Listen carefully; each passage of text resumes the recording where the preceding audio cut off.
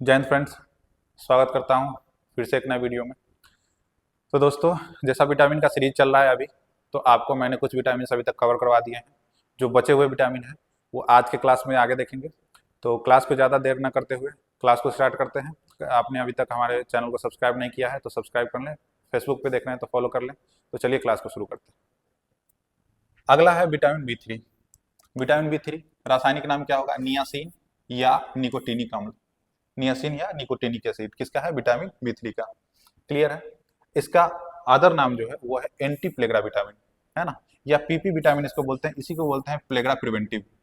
Pellagra क्या है? एक प्रकार की बीमारी है जो कि विटामिन बी 3 की कमी से होता है ना। तो प्लेग्रा क्या है? एक प्रकार की बीमारी है जो विटामिन बी 3 की कमी से होता है।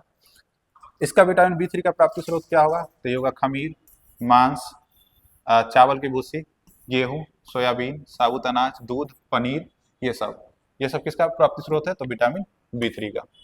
क्लियर है? अब प्लेग्रा बीमारी के बारे में देखते हैं। पहले प्लेग्रा बीमारी क्या है? 4D 3D या 4D सिंड्रोम उसको बोल सकते हैं। मतलब 3 या 4 स्टेज की बीमारी है ये। 3 या 4 स्टेज में बीमारी होती है और चौथे स्टेज तक जाते जाते इंसान की क्या हो जाती है? मृत्यु हो जाती है, इंसान की डेथ हो जाती है। इसी को बोला गया प्लेग्रा। 3D या 4D सिंड्रोम है क्या? तो जब 3D या 4D सिंड्रोम होगा, मतलब प्लेग्रा किसी इंसान को हो गया, तो पहले तो जो होगा वो डरमेंशिया होगा। डरमेंशिया क्या है? तो डरमेंशिया है कि हल्का पागलपन का लक्षण देखने को मिलेगा उसमें, है ना। इंसान हल्का क्या दिखेगा? पागल दिखेगा। दूसरा स्टेज जैसे ही होगा उसको डर्मेटाइटिस हो जाएगा। डर्मेटाइटिस होगा मतलब त्वचा से जुड़ी समस्या आनी शुरू हो जाएंगी। मतलब बीमारी जैसे कैंसर का स्टेज होता है ना, कि पहले स्टेज में कुछ और लक्षण दिखा, दूसरा में कुछ और दिखा, तीसरा में कुछ और, चौथा में इस तरीके से। तो प्लेग्रा में भी सेम काम हो रहा है। तो पहले डरमेंशिया होगा, मतलब हल्का पागलपन देखने को मिलेगा। फिर डर्मेटाइटिस हो जाएगा, त्वचा से जुड़ी समस्या उत्पन्न होनी शुरू हो जाएगी। फिर क्या होगा कि तीसरे नंबर पे उसको डायरिया हो जाएगा। डायरिया होगा, दस्त वस्त खूब हो जाएगा उसको शुरू। और जो चौथे स्टेज में लास्ट में वो हो जाता है डेथ, यानी कि मृत्यु। तो ये जो सब वर्ड्स हैं ये सब में डी कॉमन है। क्या कॉमन है? डी कॉमन है। डरमेंशिया, डर्मेटाइटिस, डायरिया, डेथ, देख रहे हैं सब में D D D D common है। इसीलिए इसको 3D या 4D सिंड्रोम बोला गया। मतलब 3 या 4 स्टेज की बीमारी है। कौन सा? प्लेग्रा।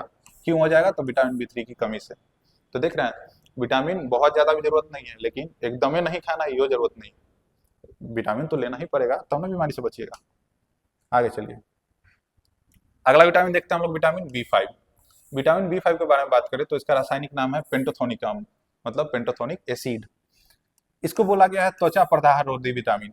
त्वचा प्रदाह रोधी विटामिन कहने का मतलब है त्वचा से संबंधित बीमारियों से अगर बचना है, स्किन से संबंधित बीमारियों से अगर बचना है, तो विटामिन बी 5 का सेवन कीजिए। क्लियर है? मिलेगा कहाँ से? मूंगफली से, मांस से, अंडा से, और दूध और पनीर से। हर जगह आपको ये भी कॉमन मिलेगा, डेयरी प्रोडक्ट, और उसके साथ साथ नॉनवेज प्रोडक्ट भी आपको, है ना। तो ये सब चीज देखना है। प्रॉब्लम क्या होगा? विटामिन बी 5 जैसी कमी का आपका बाल खूब सारा पकना शुरू हो जाएगा। अभी जनरली क्या हुआ, बहुत नॉर्मल कम उम्र के बच्चों में भी क्या है, बाल पकना शुरू हो गया है। तो बाल पकने की जो समस्या है वो विटामिन बी 5 की समस्या है, बी 5 की कमी से हो रहा है। अवसाद हो जाएगा, मतलब डिप्रेशन की समस्या। तो जो जनरली लोग आजकल डिप्रेशन में चले जा रहे हैं, विटामिन बी 5 की कमी से जा रहा है। इसकी कमी से त्वचा पर क्या हो जाएगा? दाना और फफोला आना शुरू हो जाएगा। छोटा छोटा लाल लाल दाना, फफोला, ये सब आना शुरू हो जाएगा। किसकी कमी से? विटामिन बी 5 की कमी से। तो बी 5 समझ में आ गया। आगे चलते हैं, विटामिन बी 6 की तरफ चलें। ये सब विटामिन आपको बी कॉम्प्लेक्स वाले ही करवा रहे हैं। अभी हम किसी और पे नहीं गए हैं। तो विटामिन बी 6 के बारे में देखिए, रासायनिक नाम इसका है पायरिडॉक्सिन, है ना। इसको एंटी एनीमिया विटामिन भी बोला गया है। एनीमिया बीमारी से होने से बचाता है। कौन सा? Vitamin B 6। प्राप्ति स्रोत वही सूखा खमीर, साबुत अनाज, गेहूं, मूंगफली और दूध के उत्पाद, मतलब सारे डेयरी प्रोडक्ट। जितने भी डेयरी प्रोडक्ट ये कॉमन आपको हर जगह मिल रहा है, तो इसको ध्यान में रखिएगा। इसका अन्य तथ्य के बारे में देख ले तो विटामिन बी 6 की कमी से आरबीसी की मात्रा में कमी आएगी, और इससे कौन सा बीमारी हो जाएगा? वही एनीमिया। तो आरबीसी की मात्रा में कमी आई तो हीमोग्लोबिन का स्तर भी क्या हो जाएगा? कम हो जाएगा, और यहीं से खून की कमी हो जाएगी आपके शरीर में, और यही एनीमिया का कारण बनेगा, जो कि जनरली महिलाओं में देखने को मिल रहा है ना। एनीमिया का शिकार ज्यादातर कौन हो रही है? महिलाएं हो रही हैं, उन्हें ब्लड की कमी हो जा रही है। दूसरा क्या है? तो वृद्धि और विकास रुक जाएगा, और जीभ और मुंह में छाला पड़ जाएगा, है ना। तो जीभ और मुंह में छाला भी पड़ने लगेगा। किसकी कमी से? विटामिन बी 6 की कमी से। शरीर का वृद्धि और विकास भी रुक जाएगा, शरीर बढ़वे नहीं करेगा, पतला दुबला मरे जा रहे हैं, एकदम पिलपिला सा शरीर है। तो किसी कमी से? विटामिन बी 6 की। शरीर में फोड़े और फुंसी बढ़ जाता है। तो शरीर पे फोड़ा और फुंसी वगैरह भी बढ़ना शुरू हो जाएगा। किसकी वजह से? विटामिन बी 6 की कमी से। सपने याद रखने में मदद करता है। तो ये हमेशा आपको याद रखना है, ये बड़ी बढ़िया टॉपिक है कि जो आपको सपना, जो आप सुबह सुबह जो सपना देखते हैं, वो जो सपना या रात को जो सपना देखो, जो सपना आपको कल होके याद रहता है, यही विटामिन B6 के कारण। विटामिन B6 ना हो तो आपका सपना याद नहीं रहेगा। तो सपने याद रखने में जो मदद करता है कौन सा विटामिन? B6। आगे चले, अगला विटामिन है अपना विटामिन B7। B7 के बारे में बात की जाए, रासायनिक नाम इसका बायोटीन। इसको स्किन एंड हेयर विटामिन बोला जाता है, इसलिए मैंने यहाँ लिख भी दिया है S&H विटामिन। तो इसका मतलब क्या है? Skin and hair vitamin. Clear है? तो बाल और स्किन के लिए विटामिन ये विटामिन B7 कारगर है बहुत ज्यादा। स्रोत क्या होगा? खमीर होगा, हरी पत्तेदार सब्जी, गन्ना, अंकुरित गेहूं, गेहूं के चोकर, दूध, पनीर, मांस, मछली और अंडा। अब ऐसा नहीं है कि आप गेहूं का चोकरे लेकर फाकने लगेगा B7 के लिए, लेकिन हाँ इन सभी जगहों से आपको मिलेगा। अंकुरित गेहूं खा सकते हैं, हरा साग सब्जी खा सकते हैं, वहां से आपको मिल जाएगा। डेयरी प्रोडक्ट फिर यहाँ देख लीजिए, फिर मिल गया दूध, पनीर। जो नॉन वेजिटेरियन है उनके लिए तो हर जगह विटामिन है, तो वो हो गया। अब प्रॉब्लम क्या होगा कमी से? तो कमी से बाल गिरना शुरू हो जाएगा, और जो बाल गिरने की समस्या है उसको एलोपेशिया बोलते हैं।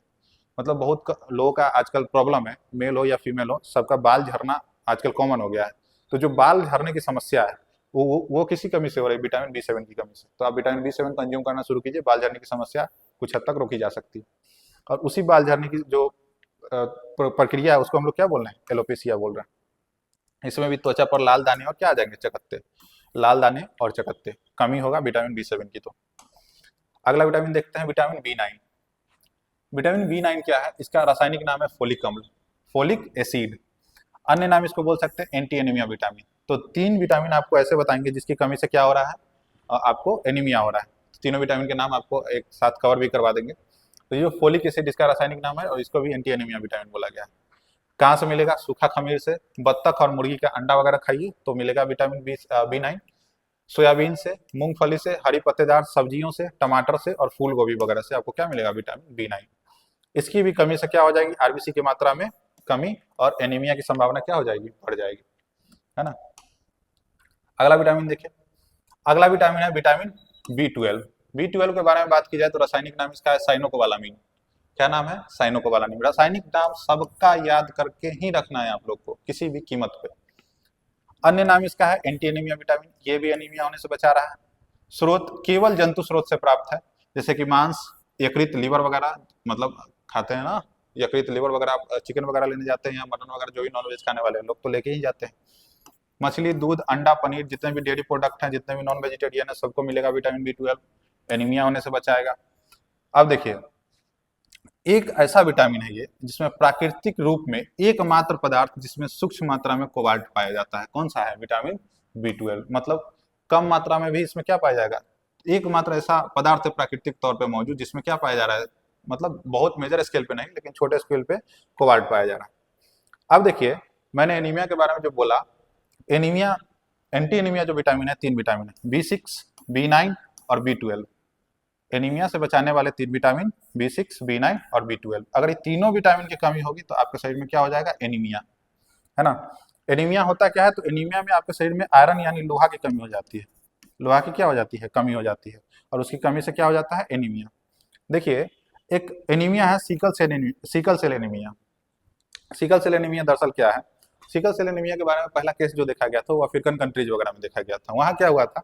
वहाँ के जो शेड्यूल्ड ट्राइब के लोग हैं, अफ्रीकन कंटिनेंट के जो ट्राइब्स लोग हैं, जो आदिवासी लोग हैं वहाँ के, उन लोगों में एक प्रथा थी।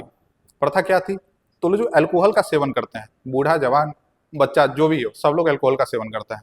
अल्कोहल का सेवन वो लोग कैसे करता था? तो लोहा के पात्र में, है ना, कि पियेंगे तो लोहे के पात्र में पियेंगे। मतलब जो कंटेनर होगा वो आयरन का होगा, लोहा का पात्र होगा, उसी में पियेंगे। तो अब इससे क्या होता था? अल्कोहल जैसे ही डाला जाता था ना, तो अल्कोहल के साथ उसका कुछ अंश कट करके, आयरन का जो लोहा का जो उसका कंटेनर होता था, उसका कुछ अंश कट करके उनके शरीर के अंदर चला जाता था, और इस तरीके से उनको ये बीमारी हो जाती थी, सिकल सेल एनीमिया, है ना।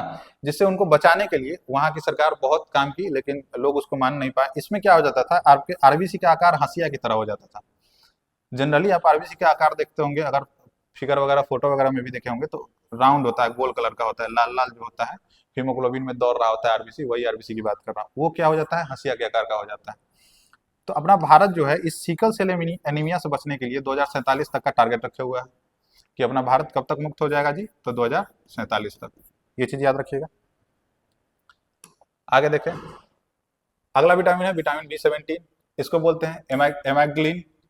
यहाँ थोड़ा सा मिस्टेक है, आप लोग सुधार लीजिएगा। एमैग्लिन इसको बोला जाता है। इसका अन्य नाम है कैंसर कारक विटामिन। मतलब इससे कैंसर उत्पन्न हो सकता है। कहाँ कहाँ से हो सकता है, तो सेब का जो बीज खाते हैं, जो लाल कलर का बीच में बीज होता है, संतरा और नींबू का बीज, बादाम, करवा बादाम, सूखा मेवा, ये सब खाइएगा तो क्या होने की संभावना है, कैंसर। और यही B17 उस सब में पाया जा रहा है। सेब का बीज, संतरा, नींबू का बीज, ये सब खा लीजिएगा तो समस्या उत्पन्न हो सकता है। यह विटामिन विवादित है और ऐसा माना जाता है कि यह कैंसर का कारण बन जाता है। तो जितना भी कैंसर कारक चीज है, जैसे कि प्रोटीन वगैरह में आप लोग देखे होंगे, एक ग्लूटेनिन था, और विटामिन में ये सब, तो ये सब हमेशा से विवादित रहता है। इसके ऊपर चर्चाएं चलती रहती हैं।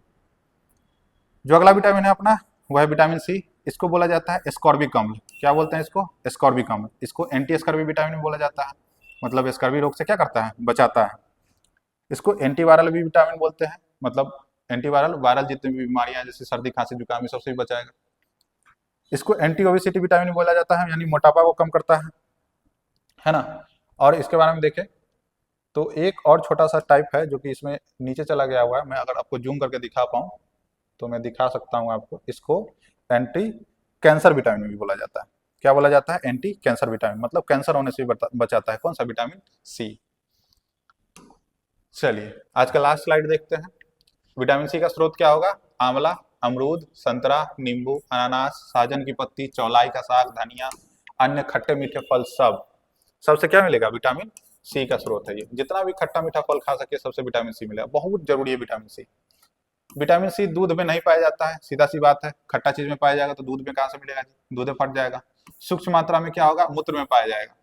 और दांत, मसूड़े और अस्थि के विकास में इसकी बहुत भूमिका है। कम होगा तो दांत में पायरिया हो जाएगा, हड्डी का सही से विकास नहीं होगा, है ना।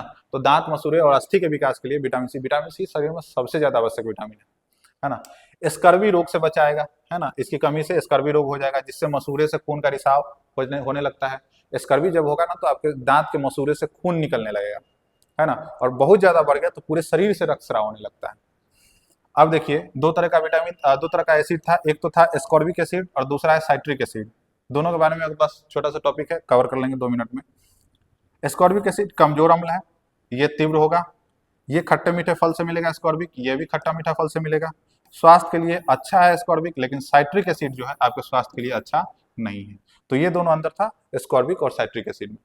विटामिन का बी कॉम्प्लेक्स का सीरीज, मतलब जल में घुलनशील वाले सारे विटामिन हमने कवर करवा दिया आपको। अब जो अगला क्लास आएगा आपका, वो आएगा वसा में घुलनशील वाला विटामिन का। ठीक है, तो क्लास आपको कैसा लगा, वीडियो में कमेंट करके जरूर बताइए। हाँ, थोड़ा सा क्लास मैंने स्पीड में खींचा है ऑब्वियसली, क्योंकि टाइम की कमी थी। तो अगली बार से कोशिश रहेगी कि अच्छे खासे टाइम लेके आपको प्रॉपर रूप से सब कुछ करवाया जाए। तो मिलते हैं किसी नए वीडियो में, तब तक के लिए जय हिंद, वंदे मातरम।